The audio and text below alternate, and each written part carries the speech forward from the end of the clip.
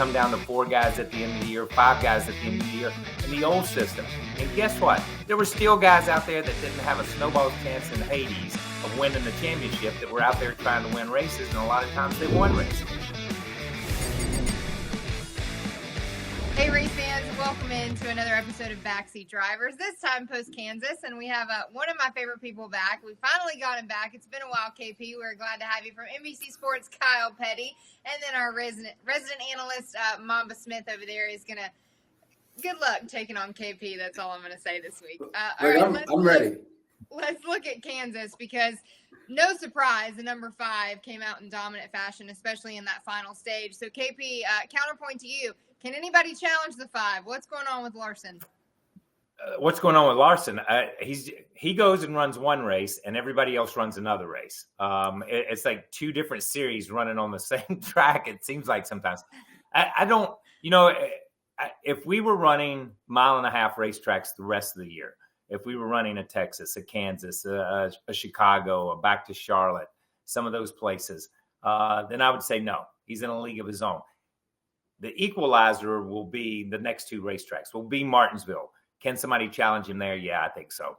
But the race that we're all looking to is Phoenix, and I think they can challenge him at Phoenix. I think he's good there, and I think he can get the job done there. He's the guy they're going to have to go through to win a championship. But I think Chase Elliott, when he makes it to Phoenix, we know he can get around that place. And Denny Hamlin. If everybody gets to Phoenix like it looks like they're going to, I think those 2 guys can challenge for the championship. Yeah, a lot of wins for Kyle Larson, 9 in 2021. That's quite a season for the 5. Mamba, who can challenge Kyle Larson? Oh man, I don't know. Larson's got him. Guys, I said he wasn't gonna walk the dog, and he's kind of proving me wrong a little bit. He's kind of out in a league of his own, like Kyle said, but. He's been so fast in all these tracks, and I agree with Kyle. If it was 1.5 miles, it's like, yeah, hands down, don't worry about it. But there's some guys that are going to be there. We're going to Martinsville, right? So anything can happen. The 9 has had success there. The 11 has had success there. The 19 has had success there. But I don't think they're going to get there. Now, if there's one guy here we go. If there's one guy that can challenge the 5, give me the 12. I think that he has been challenging him all year, and we just haven't really been paying attention to it. But give me the 12 if we're going to see a challenge. I don't know, though. KP, 2 minutes into the show, we already got the 12 talk. So I'm glad you're here. Maybe you'll double down with me. Yeah, I don't even have the 12 going to Phoenix, so I don't care whether he challenges it or not. I don't even have the 12 out there. So there we go. That's it. That's my only statement on the 12. Won't be my last, but I'm sorry. Sleeping. All right, here we go. Love it.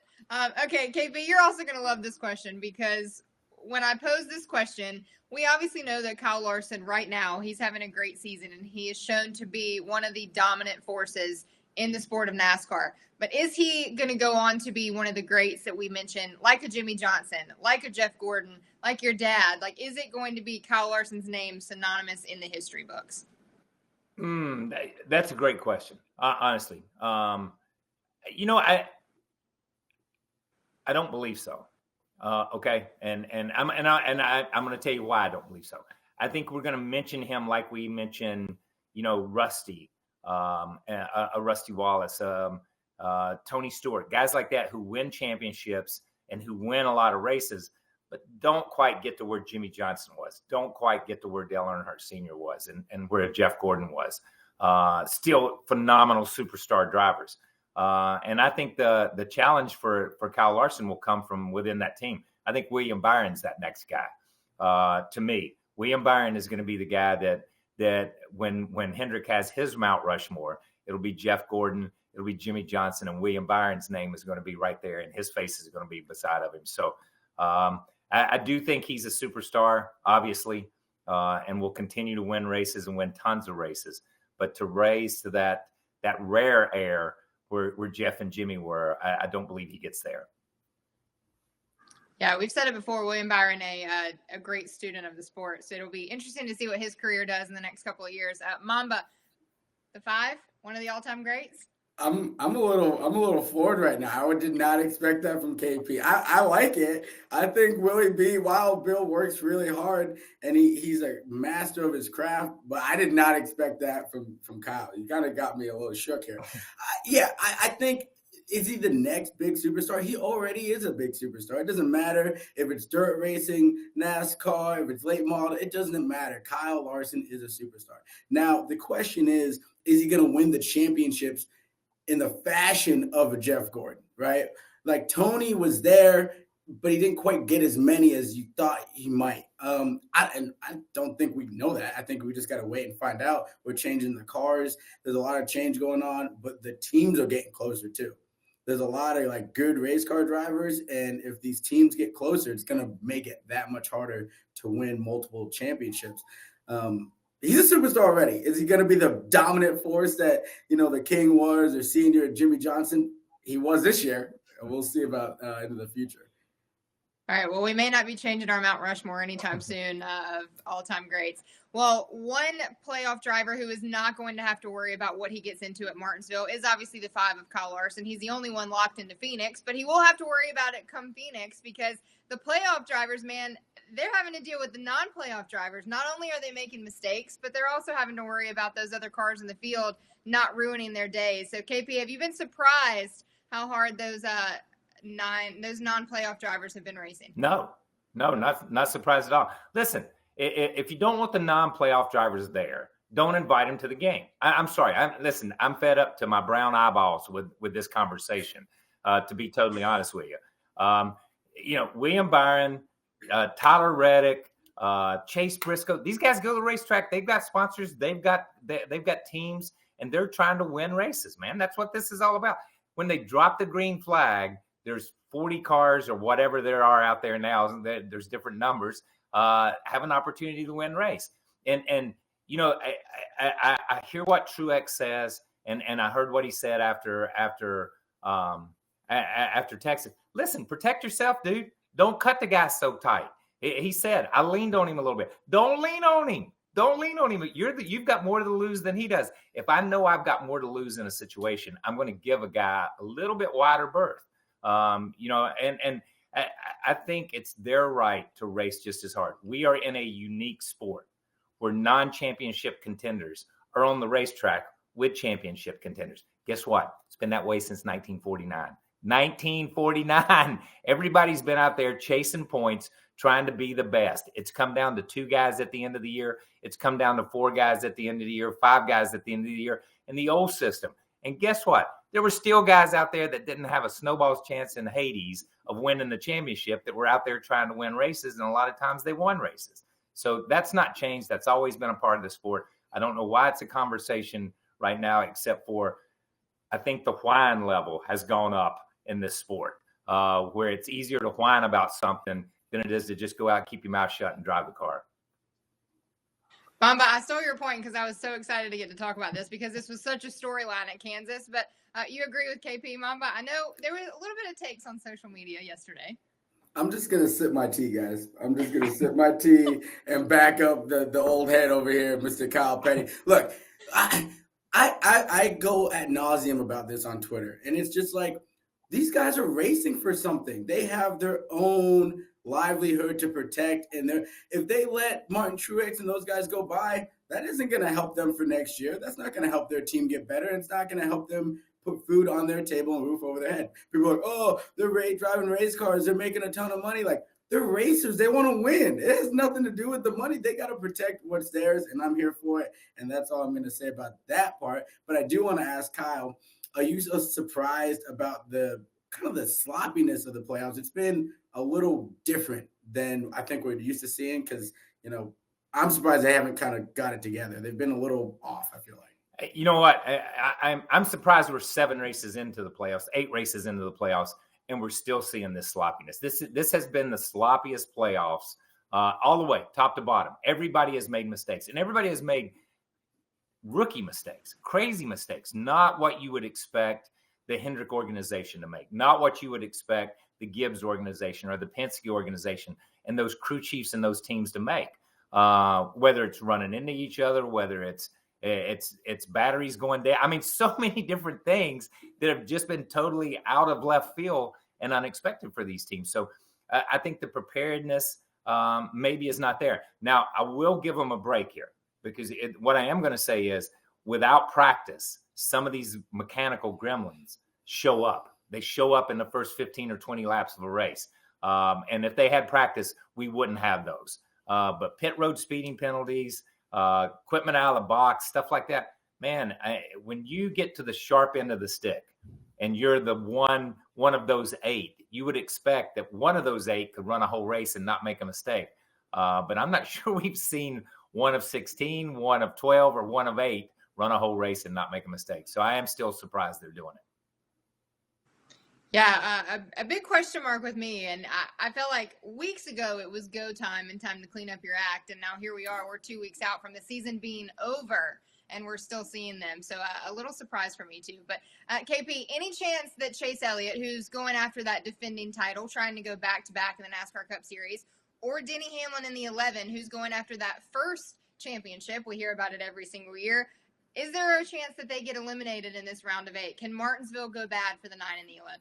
Oh, it can go bad. Yes, it can go bad for them. But I truly believe they all they need to do is make it through the first segment safe, score a few points. I think they're at 32 and 34 points, something like that. If they can score 5 or 6 points and put them in that range, yeah, they're safe. I've got those guys going through because I just don't see that happening to Denny Hamlin or to Chase Elliott, 2 guys that we know can get around Martinsville, 2 guys that we know can go there and leave with that grandfather clock strapped to their wrist. So I think you look at it, and that won't happen to those 2.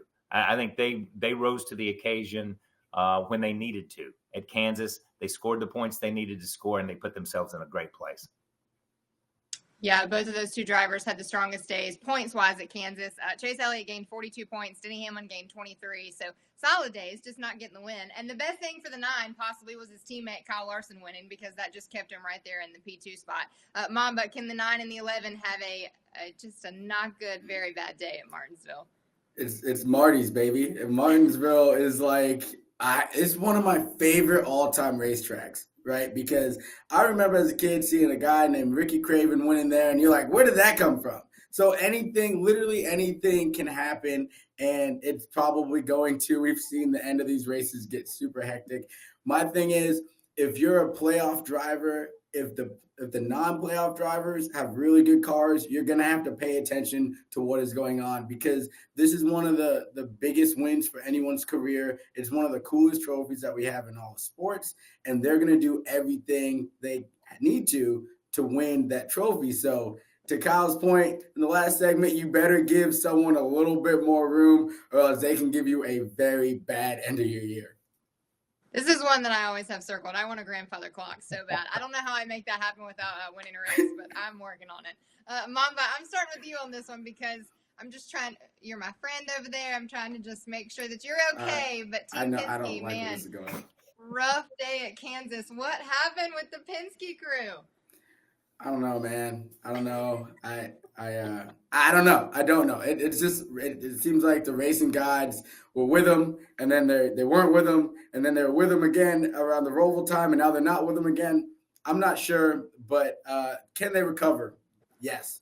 The 22 is great here. We've seen what Joey has done here. The 12 is really good here. I think only one of them probably recovers, and I think you guys know who I'm calling to recover because I think the 12 is super motivated. I think he's pissed. I think when you have a mad race car driver, that translates to speed on the track, and I think that he's going to punch his ticket, and I think that he's going to try and run what the 9 and Chase Elliott did last year and run it from here on out.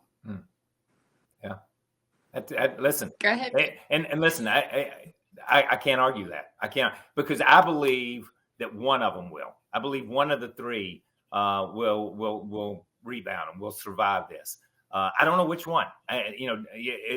Great reasoning behind why Ryan Blaney can do it. And Ryan always has speed at Martinsville.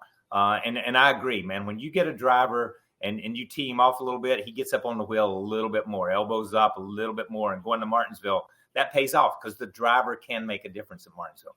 We know how tough Joey Logano is, and we know where he's at in his head. We've seen him there on both ends of the spectrum, be in the accident and drive through somebody to win the race and to move on. We've seen that, so we know how he drives and what his desire is and what his passion is, and that's win this thing and move on to the championship. But it's a tough road for these guys, though. It's a tough road for Joey. Think about it. For Joey to be the champion, he would have to win Martinsville and Phoenix. He'd have to go 2 in a row and win out for the rest of the season. But the Brad Keselowski thing is a mystery. We just call him Houdini here lately. He just keeps pulling stuff out of his hat. How can you go to Texas and run 4th and gain 1 point and go to Kansas and have a horrendous day and gain 7 points? That's this crazy point system. So when you look at it, you have to say, yes, the Penske guys do have an opportunity to move forward because of the way the thing works. But at the same time, I think they've got to count on other people to help them a little bit. But I still believe only one of them makes it forward. All right. Well, the elimination line looks not so far away for 2 of the 3 in Team Penske. Ryan Blaney's only a point below. Brad Keselowski is 6 points below, and Joey Logano is 26 points below. So I'm not saying there's not a chance, but we'll see. Another driver who was, if I had $1 for every time I've asked both of you guys this, how mad he was in Kansas. What's the confidence level with the 18 right now? Mamba, I'm starting with you. Kyle Busch, woof. I don't even know what to say about this. I think I said it, Texas, and I'll say it again. If he's not confident, I'm not confident, and he don't seem confident. He hasn't seemed confident the whole playoffs, almost a whole year. I think his confidence level in what they have to bring the racetrack is pretty low. He is 1 point above the elimination line, and probably maybe to Ryan Blaney's misfortune is now above it instead of below it. KP, confidence level in the 18. Yeah, his confidence level is about a 2. And honestly, I mean, how many times have we heard on the radio, I quit, it's junk, what have you guys done to this? I can't get it done. And yesterday, he gets in the wall and it's like, okay, it's over, guys, it's over. And then the race is over with, and then it's like, okay, you're 1 point above. What do you mean? I'm still in it? I'm still, it catches him off guard because he doesn't expect it. And if he doesn't expect it, his confidence is not high. He doesn't believe they have the speed. And if he can't believe in that car and can't believe in that team, I can't believe in it either. Yeah, KP, we had him out after the round of 16 when he gave that interview. Kyle Busch was done for the season. All right, KP, I'm starting with you on this one. I know what the other side is going to be. Confidence level in the 12 of Ryan Blaney. You know what? I like their confidence level, and I'm going to put it high. I'm going to put their confidence level, especially only being that 1 point out. I'm going to put their confidence level at about a 9 or 10, honestly, that they believe in themselves and they believe they can go get it done because they have done things this year when everybody's sitting in the TV booth from on both sides of the networks and said, the Fords just don't have speed. They're not running up front this year. And you'd look up, and there was Blaney running 2nd. There was Blaney running 4th. There was Blaney winning a race. And I think a lot of people, they believed in themselves. So I'll give you that, Mama. I'll give you that. They believed in themselves. So I think their confidence level is high every week. I'm not sure my confidence level is as high as they are or as our partner here is, but their confidence level should be high. All right, Mamba, take it away. Look, I'm just cheesing because this is back-to-back weeks that I have convinced the NASCAR media to come over to the dark side of the 12. Look, I know their confidence is high. Those guys want this really bad. I know RB wants it really bad, and they're just going to have to do it. They're going to have to take it. They've earned a spot. They've earned it for the year. They've been fast all year. But just because you earn something doesn't mean it's going to be given, and you're just going to have to go take this championship if you want it. Wait, I'm going to guess. Go ahead. I have to correct that. I said their confidence level is high. My confidence level is a 2. You didn't bring me over. They're not the one that I've got moving from the Penske ramp forward. Sorry about that. I got you you're on the elimination line. You're right there at the line. You're about 1 point to the back. Going over. All right. Well, a driver who has not been as consistent this year, but has had solid runs and is looking to bounce his way into the championship for the 19 of Martin Truex Jr. KP, what's the confidence level in the 19?